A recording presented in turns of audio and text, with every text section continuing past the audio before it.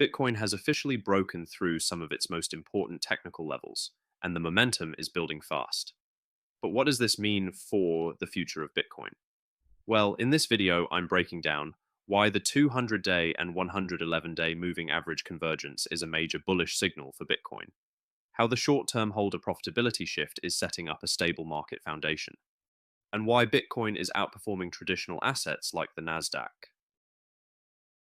Bitcoin has officially pushed above its 200-day moving average. And not just that, it's also surpassed its short-term holder cost basis. The 200-day moving average gives us a long-term trend signal. When price climbs above that line, it usually tells us that bullish momentum is taking hold.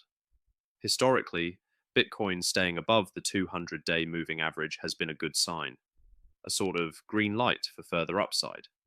But right now, the 200-day moving average and the 111-day moving average are converging, and they're both sitting around $91,000. This level is both technically and psychologically important. Every time these two lines converge in the past and price manages to hold above them, we've seen massive upside rallies follow, like clockwork. That convergence acts as a launch pad, but only if price respects it. So the 91K zone is arguably one of the most important levels on the entire chart right now. Now, let's talk about short-term holders. These are the people who've recently bought Bitcoin, typically within the last 155 days. Their average cost basis, or realized price, is sitting at around $93,000 right now. When price is above that level, it means the majority of these recent buyers are in profit. And when people are in profit, they're generally less panicked, less emotional, and less likely to dump. During the most recent correction, short-term holder profitability absolutely plummeted to just 0.4%.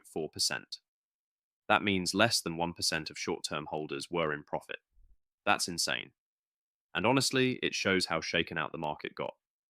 But now that figure has bounced back, we're sitting close to 17% of short-term holders back in profit. Still very early, still very healthy. Nowhere near euphoric levels, which actually sets the stage for further upside without being overheated. One thing I always like to remind people of, especially if you're newer to Bitcoin, is that in this market, age matters. The longer a coin sits in someone's wallet, the less likely it is to be sold on emotion. We've seen this in study after study.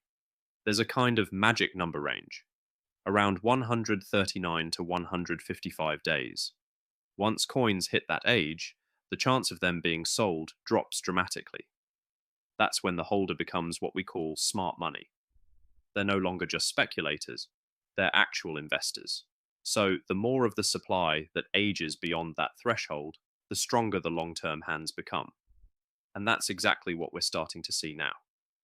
If you're finding these on-chain insights valuable and want to stay ahead of the game, hit the like button, subscribe to the channel, and turn on notifications so you never miss an update.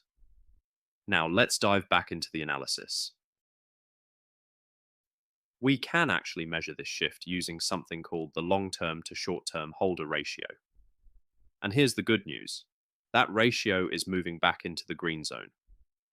That means long-term holders are starting to dominate the market again. When long-term holders are in control, they're not looking to dump every little bounce. That tends to create the kind of low volatility base that bull markets love to build from. It's about sustained rallies, not short-term pumps. So the smart money is returning, and it's a sign that we could be looking at the early stages of a longer, more powerful move. Now, zooming out for a moment, how's Bitcoin doing against other assets? Since the so-called Liberation Day on April 2nd, when Bitcoin broke out of its correction, Bitcoin outperformed US equities by 13%. That's in less than a month. And when we price Bitcoin in these equities, in other words, how many shares of the index it takes to buy one Bitcoin, it's gone vertical again. We've blown through the previous all-time high of 15.5, and now we're sitting at around 17.7 shares. That's the most expensive Bitcoin has ever been in S&P terms. And that trend has been rising consistently since Bitcoin's inception. This is powerful because it reinforces the narrative of Bitcoin as a macro asset, not just a tech bet or a risk asset, but something people are starting to look at as a safe haven when the global outlook gets murky. And it's not just the S&P that's lagging behind. Bitcoin is also outpacing the NASDAQ 100, which is traditionally considered one of the strongest growth indices in the world. Right now, it takes almost 5 NASDAQ shares to buy one Bitcoin. That tells you a lot about capital rotation. Money is flowing out of big tech and into Bitcoin, a signal that investors are looking for harder, sounder assets. Now let's look at the heavyweight matchup, Bitcoin versus gold. When priced in gold, Bitcoin hasn't quite hit new all-time highs yet, but it's close. The previous high was around 40 ounces of gold per Bitcoin. Right now, we're sitting at about 32. And with gold's monster run over the past year, fueled by inflation, geopolitical tensions, and fiat currency concerns, it's impressive that Bitcoin is closing that gap so quickly. The bottom line is, it likely won't be long until Bitcoin breaks out to new highs even when measured in gold, which would be a massive narrative boost.